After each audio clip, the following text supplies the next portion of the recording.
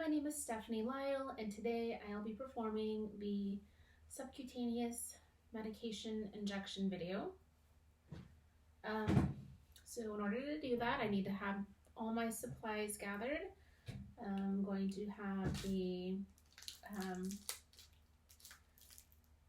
1 ml 25 gauge 5/8 needle and syringe, the medication, alcohol wipes, gauze, gloves, and then a sharps container. So first thing you're going to want to do is verify the order in the EHR system. So we have an order for heparin, 1,000 units, subcutaneous, to give now, one time, from the doctor.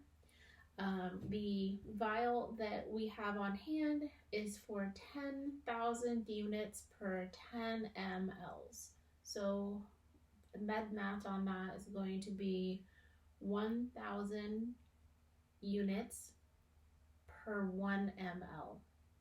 So for this demonstration, we're only going to need to give 1 ml of the heparin to the patient. So after I've verified that dose, I am going to then verify the patient's 6 rights, so that we're going to have the right patient, the right dose, the right drug, the right time, the right route, and the right documentation. So I've already done the math, so we're going to give 1 ml of the heparin, and I already have my supplies here.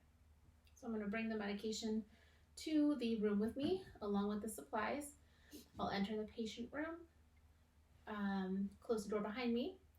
I'll introduce myself and verify the patient using 2 patient identifiers. If there were other people in the room with the patient, I would ask if it was okay for me to continue to give patient care with these people in the room. So hi, my name is Stephanie. I'll be your nurse today. Can you please confirm your name and date of birth? Thank you so much for verifying. The patient does not have anybody in the room with him, so we can go ahead and move on. Okay, patient, so the doctor has given us an order for you to have the medication called heparin. He wants you to have 1,000 units subcutaneously, just a one-time dose now. Some things to think about with this medication are that with any injectable medication, there could be some burning or stinging during the injection, but that should go away fairly quickly. Some side effects from the medication could be increased bleeding and increased bruising with some anemia. Some adverse reactions that we definitely want to know about right away is if you start to have black tarry stools, or if you have any sort of increased abdominal pain. We're definitely going to want to know about those right away. Do you have any allergies that you know of? The patient does not have any allergies. Next, I'll ask, do you have any questions about this medication? No? All right, so the patient does not have any questions, no allergies, so we can go ahead and move on to prepping the medication. So I want to verify the order again. So this is heparin. The vial is 10,000 units per 10 mLs, but we only need to give 1 ml because we're only giving 1,000 units. So that is that. I will use hand sanitizer, and then I will apply gloves.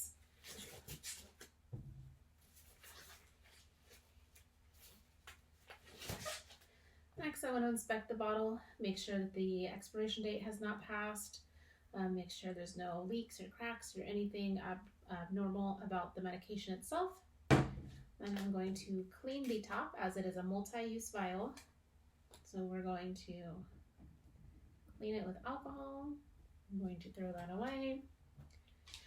We're going to let the top of this dry, just air dry. We're not going to pat it dry or anything. We're going to let the alcohol clear away the bacteria or anything that could be on the top. Next, we're going to open up our syringe and needle. So again, this is a 1 ml syringe, 25 gauge, with a 5/8 inch needle for the subcutaneous injection. This does have a safety on it, so that's what this extra piece is. So we're going to give 1 full ml of heparin to the patient. So that's all the way down here at the bottom. So first thing we're going to do is inject 1 ml of air into the vial. So I've got that drawn up. So you can see 1 ml. Going to remove the lid. Going to pierce the top, inject the air, invert, and slowly draw out the medication all the way down to 1 ml.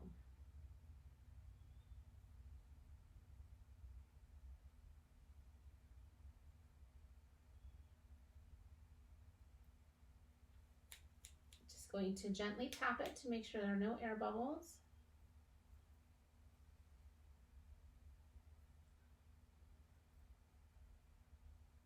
And perfect.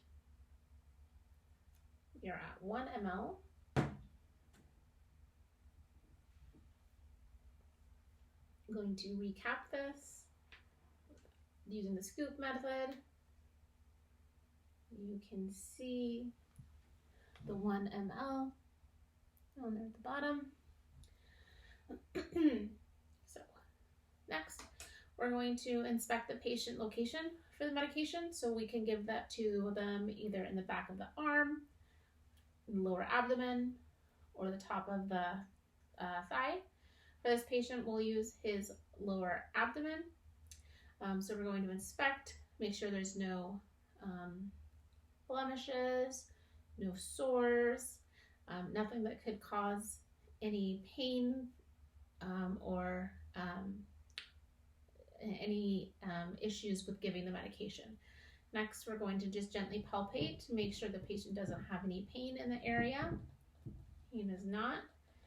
Next, we're going to gently just squeeze the area and then just make sure that the needle length will fit the subcutaneous spot that we're going to give the medication in.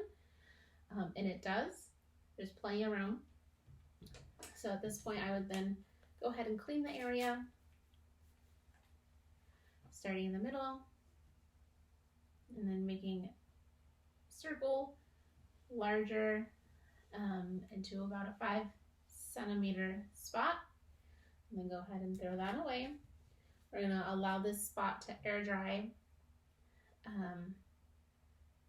not blowing on it, not waving it dry, just allowing the alcohol to clean away the medication or clean away any bacteria or germs. Next, we're going to go ahead and pinch the skin again. First, I'm going to take the top off the cap of the needle, hold it like a dart, pinch the top here, gently pierce the medication at a 90-degree angle. It could be anywhere from a 45 to 90-degree angle. While still squeezing the skin, creating this, we're going to slowly insert the medication over 30 seconds.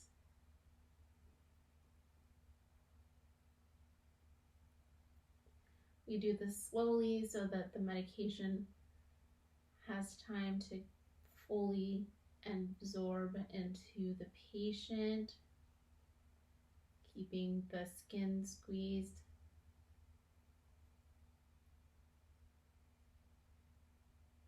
Okay, and then we're going to pull out and let go of the skin. Discard this in the sharps. Gently tap away any extra fluid that might have come out, like any blood from the initial piercing of the skin. We're not going to palpate, and we're not going to massage the area. We want the medication to stay where it is. Next, we're going to check on the patient and ask the patient, do you have any issues, anything come up during the injection? The patient says no, they're feeling fine. So at that point, I would remind the patient, please let me know if you start to have any severe abdominal pain, any increased bleeding, if you're having any black tarry stools, anything that we discussed earlier. Please use your call light to let me know right away so we can address any issues that might have come up. I will go ahead and remove my gloves. I'll perform hand hygiene again. I'm going to close the door behind me to ensure patient privacy, and then I'm going to document the procedure. So I'll make sure I document the medication, the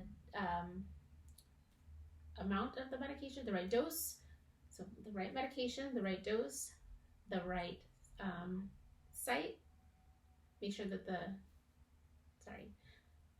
so we're going to document the patient medication. So the route that we gave the medication in, the dose that we gave the medication, any adverse reactions that the patient might have had while we were in the room with them, and then if anything had come up, we would call the doctor right away. Also, if I was not going to be performing or drawing up the medication at bedside, if we were going to be drawing this up in the med room, I would make sure that the label, a patient label, had been placed over the syringe, stating how much of the medication was in there. So 1,000 units per 1 ml of heparin would have been labeled on the syringe. All right, thank you so much for your time.